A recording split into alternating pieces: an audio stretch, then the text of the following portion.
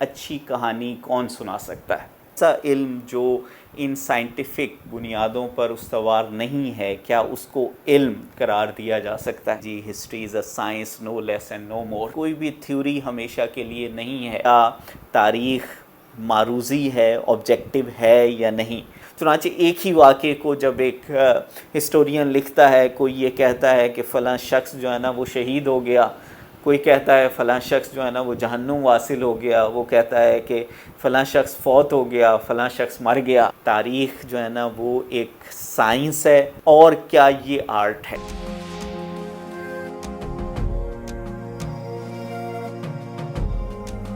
بسم اللہ الرحمن الرحیم۔ تاریخ کے حوالے سے ایک بہت اہم موضوع یہ ہے کہ تاریخ کی نوعیت کیا ہے۔ عموماً ہم دیکھتے ہیں کہ تاریخ کو جب ہم خاص طور پہ پاکستان میں دیکھتے ہیں تو ہمیں نظر آتا ہے کہ قائد اعظم یونیورسٹی تاریخ کے حوالے سے جو ڈگری دے رہی ہے وہ ایم ایس سی کی ہے، ماسٹر آف سائنس کی ہے۔ ہم پنجاب یونیورسٹی کے اندر ہسٹری کی جو ڈگری دیتے ہیں وہ ماسٹر آف آرٹس کی ہے۔ اسی طرح مختلف یونیورسٹیز میں ہسٹری ڈپارٹمنٹ بعض اوقات یہ faculty of arts and humanities میں شامل ہے، بعض جگہ پر یہ فیکلٹی آف سوشل سائنسز میں شامل ہے۔ چنانچہ ایشو یہ ہے کہ تاریخ کی نوعیت کیا ہے؟ کیا یہ سائنس ہے؟ کیا یہ آرٹ ہے؟ یہ یا کوئی اور ہے؟ یہ کوئی علیحدہ قسم کا ایک مضمون ہے جس کو ہم کسی اس طرح کی کیٹیگری میں شامل نہیں کر سکتے۔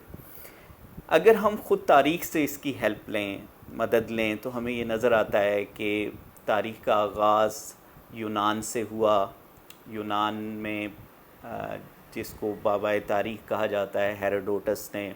پرشین وارز جو پہلی باضابطہ تاریخ کی کتاب ہے وہ لکھی۔ اگر دیکھا جائے تو یونانیوں کے ہاں علم کے جو بہت سارے ڈویژنز تھیں، مختلف جو سبجیکٹس تھے، موضوع تھے، ان میں سے ادب اور فلسفہ سب سے زیادہ اہم سمجھے جاتے تھے۔ چنانچہ ہر عہد میں جو علم کی کوئی ایک شاخ جو سب سے زیادہ نمایاں ہو جاتی ہے، باقی علوم اس کے حوالے سے ہی اپنے آپ کو ایڈجسٹ کرتے ہیں۔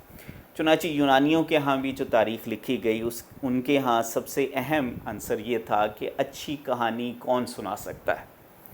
چنانچہ ہیروڈوٹس کے حوالے سے یہ بات بھی کہی جاتی ہے کہ جہاں اس نے تاریخ کا آغاز کیا وہیں اس نے بہت ساری تاریخ کے اندر جو ہے نا وہ جھوٹ بولے یا اس کے اندر بہت ساری مبالغہ آمیزی کی۔ یہ اس وجہ سے ہے کہ اس کے بغیر تاریخ یونانیوں کے ہاں ایک پاپولر علم کے طور پر جو ہے نا وہ تسلیم نہیں کی جاتی۔ اسی طرح جب ہم آگے بڑھتے ہیں تو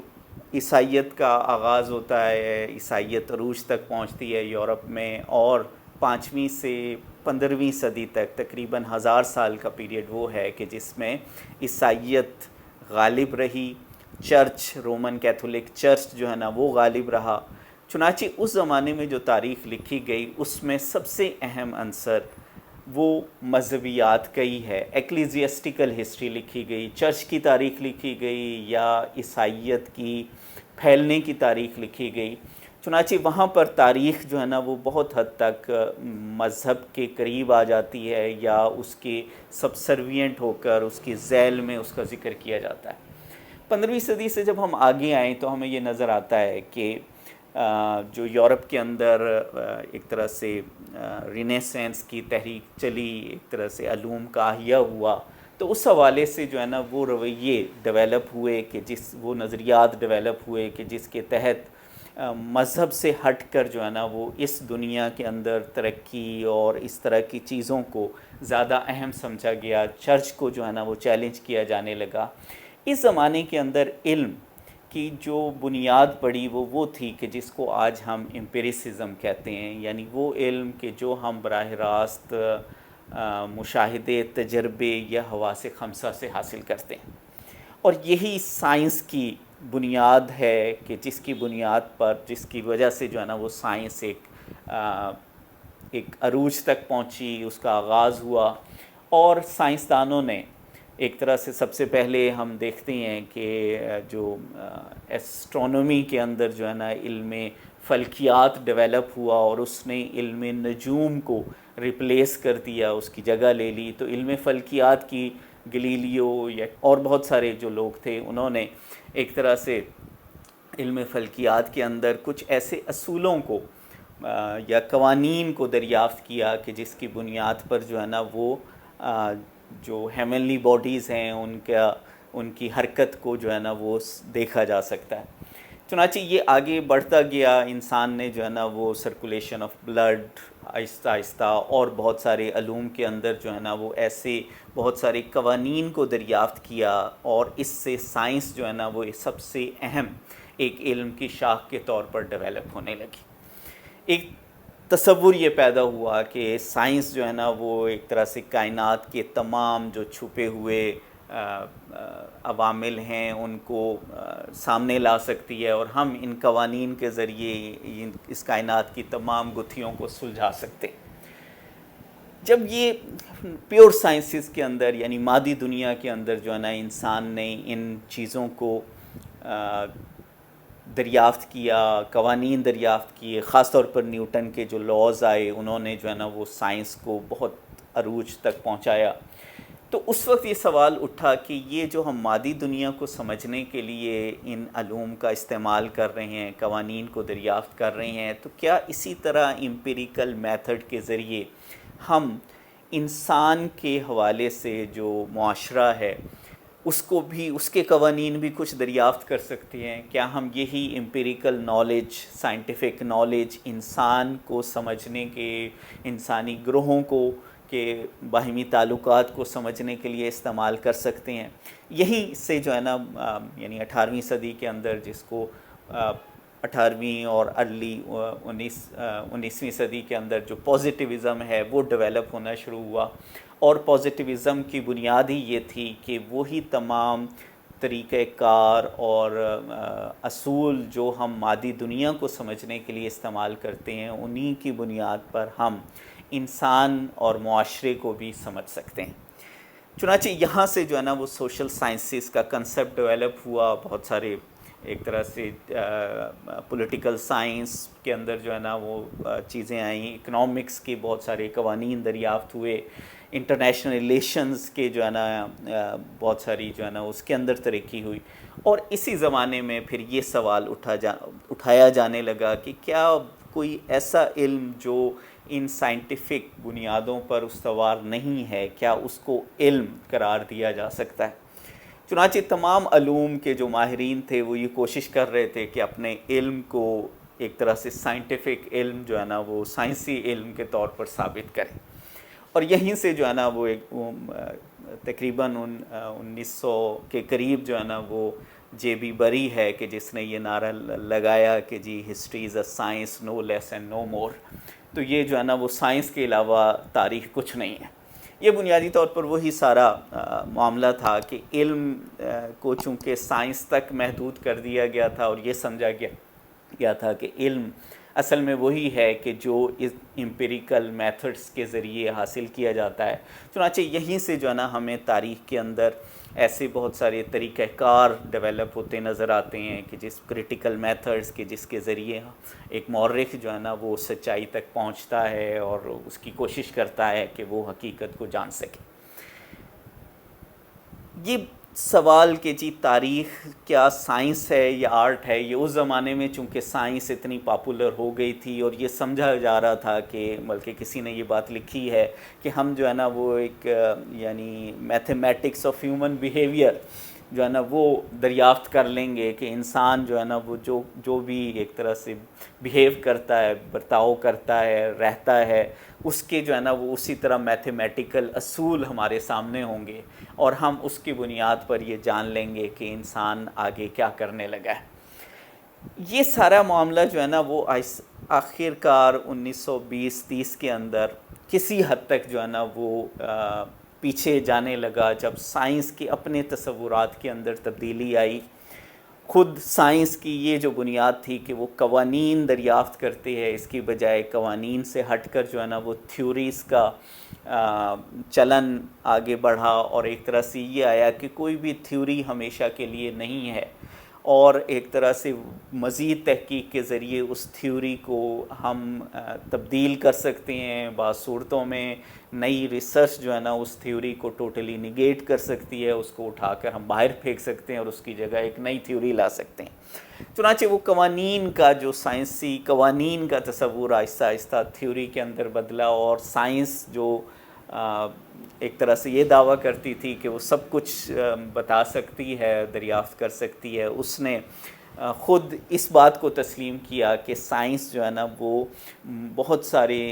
معاملات کے اندر جو ہے نا ایک حتمی بات نہیں کہہ سکتی. اس کے ساتھ ہی جو ہے نا وہ پازیٹیوزم کے حوالے سے جو ہے نا وہ ایک کنٹروورسی ہمارے سامنے آتی ہے, اور بہت سارے محققین نے فلاسفرز نے یہ بات کی کہ جس چیز کو ہم مادی دنیا کو سمجھنے کے لیے جن ضوابط کو, جن اصولوں کو اپنا سکتے ہیں, کیا وہی قوانین اور وہی ضابطے جو ہے نا وہ انسانی معاشرے کو سمجھنے کے لیے اسی طرح استعمال ہو سکتے ہیں یا نہیں ہو سکتے. بہت سارے لوگوں کا کہنا یہ تھا کہ یہ بات صحیح نہیں ہے, اس لیے کہ انسان اس طرح ایک پریڈکٹیبل چیز نہیں ہے جس طرح ایک مادی کوئی چیز ہے. چنانچہ مادی چیز جو ہے نا وہ کوئی ریئیکٹ نہیں کرتی, اس کے حوالے سے ہماری کوئی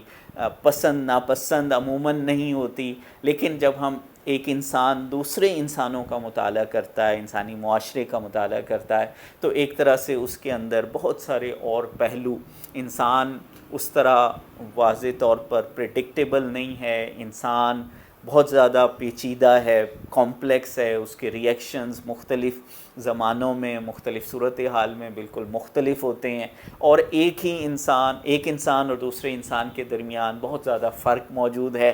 چنانچہ اس طرح